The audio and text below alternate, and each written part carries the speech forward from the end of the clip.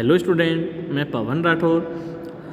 आज के इस वीडियो में प्लांट फिजियोलॉजी में एक महत्वपूर्ण टॉपिक ग्लाइकोलाइसिस चक्र या ईएमपी पाथवे को समझाऊंगा आप लोगों को। काफ़ी इम्पोर्टेंट टॉपिक है ग्लाइकोलाइसिस, ठीक है। तो ग्लाइकोलाइसिस को साइटोप्लाज्मिक रेस्पिरेशन भी कहा गया है, ठीक है। इसे जो वैज्ञानिक है एम्बेडन मेयरहॉफ पार्नस, ठीक है। तो वैज्ञानिक का नाम है एम्बेडन मेयरहॉफ पार्नस। तो इसके नाम के आधार पर इसको ईएमपी पाथवे भी कहा गया है। तो बेसिकली ईएमपी, तो ये कई बार एग्जाम में आया है, ईएमपी पाथवे क्या होता है। तो वैज्ञानिक के नाम के आधार पर इसे जो है ईएमपी पाथवे कहते हैं। साइटोप्लाज्म के अंदर होता है यह, ठीक है। तो कोशिका द्रव के अंदर होने वाला चक्र है या फिर इसमें अनेक एंजाइम पार्टिसिपेट करते हैं। महत्वपूर्ण बात है एंजाइम, ठीक है। तो एंजाइम क्या होते हैं हमने इसके पहले वीडियो में पढ़ा था।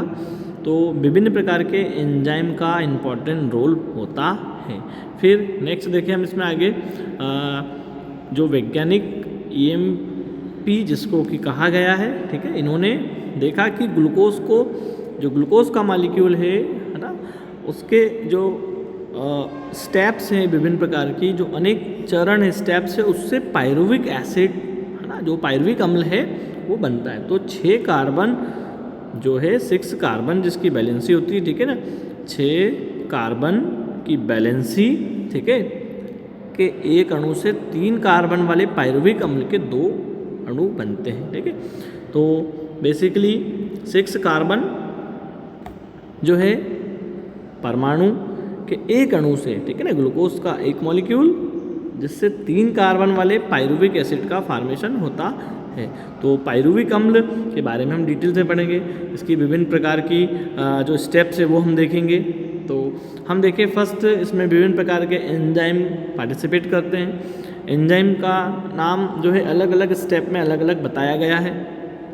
फर्स्टली देखिए हम इसको, तो ग्लूकोज का ये मॉलिक्यूल आप देख पा रहे हैं यहाँ पर, ठीक है, ये ग्लूकोज का एक अणु है, ठीक है। इसमें एटीपी एडिनोसिन ट्राइफॉस्फेट का मॉलिक्यूल आएगा, रिएक्शन होगी हेक्सोकाइनेज एंजाइम की प्रेजेंट में, और जो है एक मॉलिक्यूल यूटिलाइज होगा जिससे बचेगा एडीपी, मतलब 3 फॉस्फेट ग्रुप है ना, एडिनोसिन ट्राइफॉस्फेट मतलब 3, और एक मॉलिक्यूल का यूटिलाइज होगा जिससे बनेगा ग्लूकोज 6 फॉस्फेट, ठीक है, ये बन गया। तो हेक्सोकाइनेज एंजाइम है, इसमें पार्टिसिपेट कर रहा है। फिर ग्लूकोज 6 फॉस्फेट से वापस एंजाइम आएगा फास्फोहेक्सो आइसोमरेज, ठीक है। यहाँ पर एंजाइम का नाम अब यहाँ पर देखें हम तो क्या है, फास्फोहेक्सो आइसोमरेज एंजाइम। तो अब फास्फोहेक्सो आइसोमरेज एंजाइम से वापस फ्रक्टोज 6 फॉस्फेट बन गया, ये फ्रक्टोज 6 फॉस्फेट का निर्माण हो गया यहाँ पर।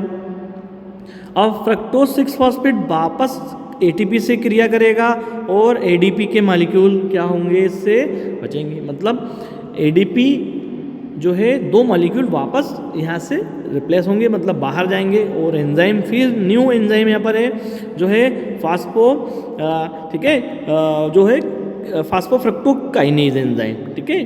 तो ये एंजाइम न्यू है यहाँ पर, इससे बनेगा फ्रक्टोज 1,6 डाइफॉस्फेट। ये भी काफ़ी इंपॉर्टेंट होता है ये स्टेप का निर्माण, ठीक है। तो बेसिकली फर्स्ट स्टेप हमारी ग्लूकोज, ठीक है। सेकेंड स्टेप हम देखें जो है ग्लूकोज 6 फॉस्फेट का फॉर्मेशन हो रहा है। थर्ड स्टेप देखें तो फ्रक्टोज 6 फॉस्फेट।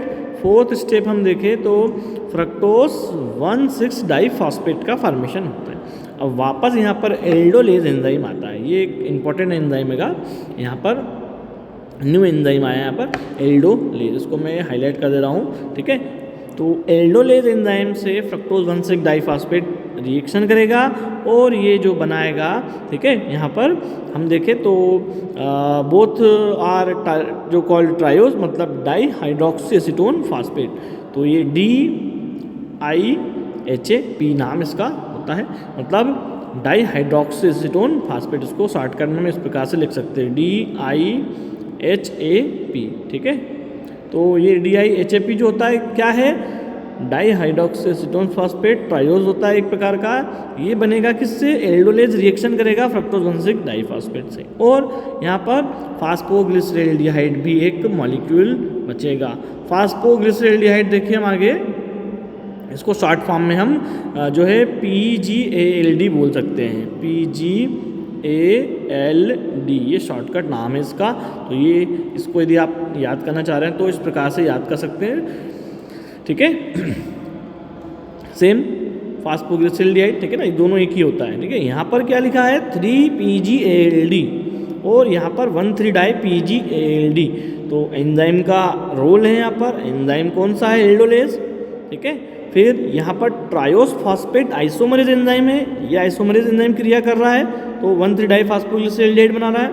नेक्स्ट देखिए अपन तो डिहाइड्रोजनेज एंजाइम आएगा, ठीक है। ये एंजाइम हमारा नेक्स्ट आगे फास्फोग्लिसरैल्डिहाइड डिहाइड्रोजनेज, तो ये फास्फोग्लिसरैल्डिहाइड्रोजनेज एंजाइम ये बनाएगा 1,3-डाई-PGA, ठीक है। 1,3-डाई-PGA हम यहाँ पर इसको यूज़ कर सकते हैं, फास्फोग्लिसरिक एसिड बोलेंगे अब, ठीक है। PGALD से PGA में कन्वर्ट हो गया, ये जो है हमारा आप देख पा रहे हैं, ये मैंने सिंबल लिखा है, ठीक है, 1,3-डाई-PGA। सेम वही ये जो है 1,3 से यहाँ पर 1 हटेगा और सिंपल डाई भी हट जाएगा, तो ये बन जाएगा हमारा क्या 3PGA, ठीक है, PGA ये बन गया। तो ये शॉर्टकट नाम जो है आप इस प्रकार से भी लिख सकते हैं एग्जाम में। 3-फास्फोग्लिसरिक एसिड का मॉलिक्यूल जो है फास्फोग्लिसरोम्यूटेज एंजाइम से रिएक्शन करेगा यहाँ पर, ठीक है। यहाँ पर एंजाइम का नाम है फास्फोग्लिसरोम्यूटेज एंजाइम, यह एंजाइम जो है 2PGA में कन्वर्ट कर देगा इसको, ठीक है। यहाँ पर ये जो एंजाइम है क्या करेगा 2PGA, तो ये आप देख पा रहे हैं 2PGA। अब ये 2PGA इनोलेज एंजाइम से रिएक्शन करेगा, वाटर का मॉलिक्यूल बाहर रिलीज होगा यहाँ से एक, ठीक है, जल का मॉलिक्यूल, तो 2PGA इनोलेज एंजाइम है ना से रिएक्शन करके 2P है ना, जिसको हम फुल नेम बोलेंगे phosphoenol pyruvic acid, PP shortcut नाम है इसका, हम कह सकते हैं PEP, ठीक है। तो ये जो है PP है ना इनोलेज से रिएक्शन करके, ठीक है, हो क्या रहा है, शुरुआत कहाँ से हो रही है, ग्लूकोज का मॉलिक्यूल हमारा 6 कार्बन, ठीक है ना, 6 कार्बन इसकी वैलेंसी है, 6 कार्बन वाले परमाणु या एटम्स के एक अणु से, ठीक है ना, मतलब एक मॉलिक्यूल है, इसकी बैलेंसी कार्बन की 6 है, इससे 3 कार्बन वाला, ये इसकी बैलेंसी 3 कार्बन, ठीक है ना, 3 कार्बन, इसके कार्बन कितने होंगे 3 और अणु कितने बनेंगे यहाँ पर 2, ठीक है ना। तो 2 मॉलिक्यूल मतलब 6 कार्बन वाले एक अणु से है ना जो है पायरुविक अम्ल के जो है 2 अणु 3 कार्बन वाले का निर्माण होना, इसको हम ग्लाइकोलाइसिस चक्र या EMP पाथवे कहते हैं। ये ग्लूकोज का अनेक जो है चरण जो स्टेप्स होती है उसके क्रमबद्ध होकर पायरुविक एसिड में डिग्रेडेशन होता है, ठीक है। बेसिकली क्या होता है डिग्रेडेशन, इसकी कुछ स्टेप्स हैं, ये देख पा रहे हैं आप लोग, ये फर्स्ट सेकेंड थर्ड है ना, ये विभिन्न प्रकार के स्टेप 4, ये अलग अलग स्टेप्स में, तो इसमें टोटल 9 स्टेप्स है, मैं आपको बता देता हूँ 9 स्टेप क्या क्या आएंगी। फर्स्ट स्टेप जो है फर्स्ट फोटो फास्फोरिलेशन होगा, ठीक है। सेकेंड स्टेप में आइसोमराइजेशन होगा, समावयवीकरण जिसको हम बोलते हैं। थर्ड स्टेप जो होगी सेकेंड फास्फोरिलेशन होगा। फोर्थ स्टेप में क्लीवेज होगा। फिफ्थ स्टेज होगी इसकी फास्फोरिलेशन एंड ऑक्सीडेटिव डिहाइड्रोजनेशन की प्रोसेस होगी, ठीक है। फिफ्थ जो स्टेप्स है फास्फोरिलेशन एंड ऑक्सीडेटिव डिहाइड्रोजनेशन की प्रोसेस कंप्लीट होगी। 6 नंबर स्टेप में फर्स्ट ATP जनरेशन होगा। 7 स्टेप में आइसोमराइजेशन होगा। 8 नंबर की स्टेप देखें हम इसमें तो डिहाइड्रोजनेशन की प्रोसेस कंप्लीट होगी। और 9th लास्ट स्टेप में सेकेंड जनरेशन ऑफ ATP मतलब ATP के सेकेंड मॉलिक्यूल का फॉर्मेशन होगा। तो ये काफ़ी महत्वपूर्ण टॉपिक है, ग्लाइकोलाइसिस रेस्पिरेशन से रिलेटेड जो है टॉपिक है आपका, बेसिकली साइटोप्लाज्म में कंप्लीट होता है ये, ठीक है। तो आप लोग, और इसमें कई एंजाइम है, एंजाइम के नाम हेक्सोकाइनेज, आइसोमरेज, ठीक है, फिर कीटोलेज, एल्डोलेज ना, इनोलेज ना, फिर ये पायरुविक एसिड को कन्वर्ट करने के लिए पायरुविक एसिड काइनेज एंजाइम का इंपॉर्टेंट रोल है, ठीक है। तो ये एंजाइम के नाम आप याद करें और इस प्रकार से शॉर्टकट मैंने लिखे हैं, इनको भी आप लोग याद कर सकते हो। देख पा रहे हो मैंने इनका सबका शॉर्टकट नेम में लिख दिया है। पूरा नाम आपको याद करते नहीं बन रहा है, आप लोग ये भी शॉर्ट फॉर्म लिख सकते हैं, जैसे फास्फोग्लिसरल्डिहाइड को PGALD जो है नाम से हम उसको शो कर सकते हैं। तो थैंक यू सो मच, आप लोग चैनल को ज़रूर सब्सक्राइब करें ताकि आप लोगों को वीडियो इस प्रकार के मिल सकें।